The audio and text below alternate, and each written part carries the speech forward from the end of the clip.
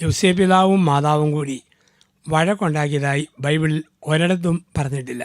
പക്ഷെ അവർ വഴക്കുണ്ടാക്കിയെന്ന് അടുത്ത കാലത്ത് ദീപിക, മനോരമ, മംഗളം, മാതൃഭൂമിയിലൊക്കെ ഒരു വലിയ ന്യൂസ്. എവിടെ വെച്ചാണ് വഴക്കുണ്ടാക്കിയത്? എറണാകുളം കലൂർ ബസ് സ്റ്റാൻഡിൽ വെച്ചായിരുന്നു ഇവരുടെ വഴക്ക്. പത്രത്തിൽ വലിയ വാർത്ത അതിപ്രകാരമായിരുന്നു: കലൂരിൽ വെച്ച് സെൻറ്റ് ജോസഫ് കയറി സെൻറ്റ് മേരിക്കിട്ട് ഇടിച്ചു. ഇതാണ് വാർത്ത. അത് യോസേപ്പ് പിതാവും മാതാവുമല്ല, വണ്ടിക്കാരുടെ വഴക്കാണ്.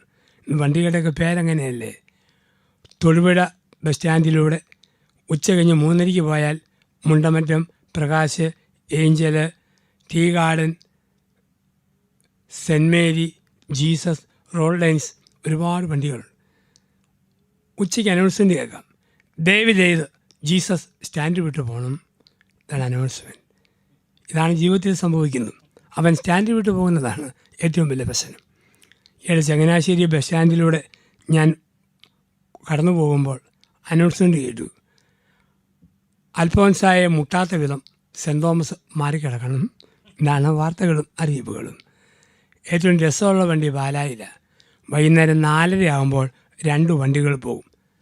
പാല, മരങ്ങാട്ടുപള്ളി, കുറുപ്പന്തറ, തലയോലപ്പറമ്പ് വൈക്കം പോകുന്ന ചിലങ്ക എന്ന ബസ്.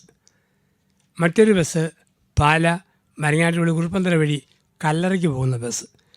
കല്ലറയ്ക്ക് പോകുന്ന ബസ്സിൻ്റെ പേര് ജീവൻ ട്രാവൽസ് എന്നാണ്. ജീവൻ ട്രാവൽസ്.